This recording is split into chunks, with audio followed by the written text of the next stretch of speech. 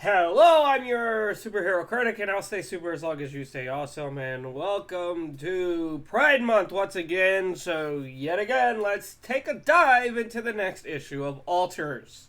So, before we begin, let's do a small recap of issue 3. Octavian and Ember are discussing Philip's condition while Charlie is contemplating telling her best friend about herself, but does tell her brother Teddy, who reveals that he is also an alter. Meanwhile, a new Alter's power activates, and Matterman sends a trio of Alters, but Chalice steps in, saving the day, but pissing off Ember until they lay their feelings on the table. So let's look at Alters, issue number 4. Step back to a guy in a chiffon skirt, but I make these high heels work. The cover seems to parody propaganda showing off Matterman as if he's the final answer.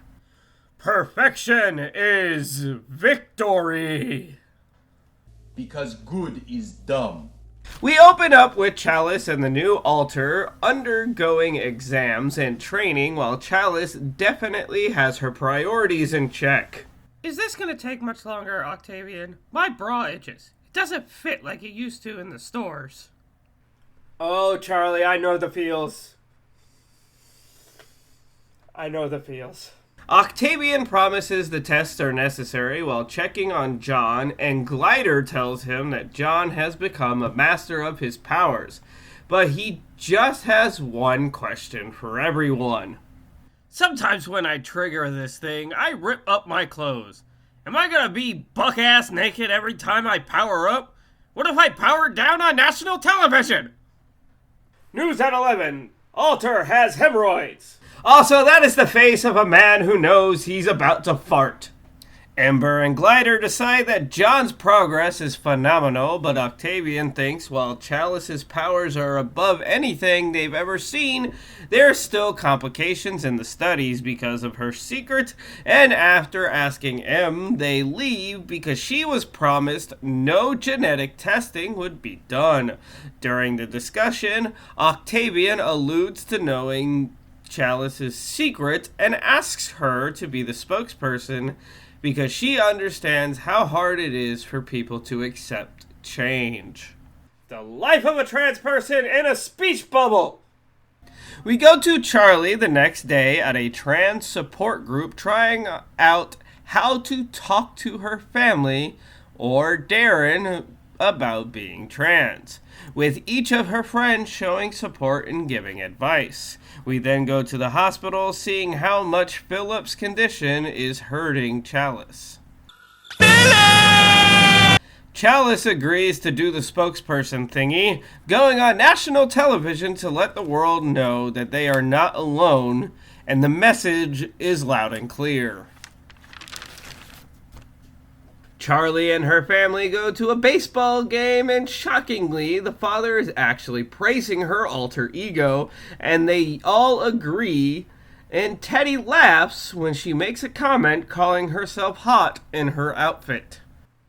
Shut up, Teddy! I make these high heels work, thank you.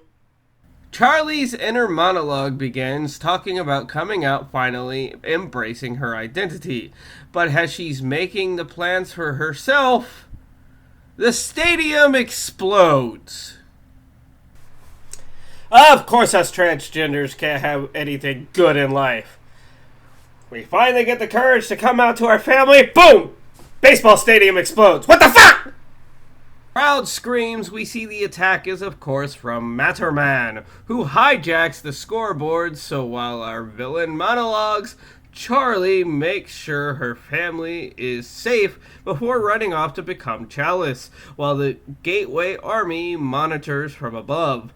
And Teddy actually saves the rest of their family from the building collapsing.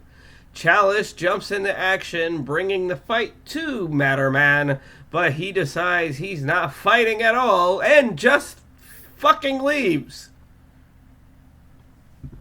I guarantee you can't look better in high heels. The heroes are told about an explosion that's causing flooding across town, so using Chalice's powers, she teleports Ember and herself across town.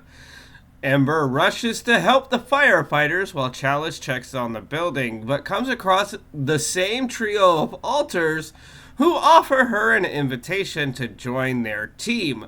But when she doesn't play, she's hit with a sonic boom that knocks her out.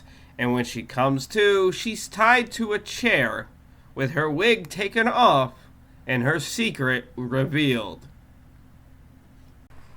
And that's Alters issue number 4. Like the other issues, it's honestly one of the best representations of trans people we get.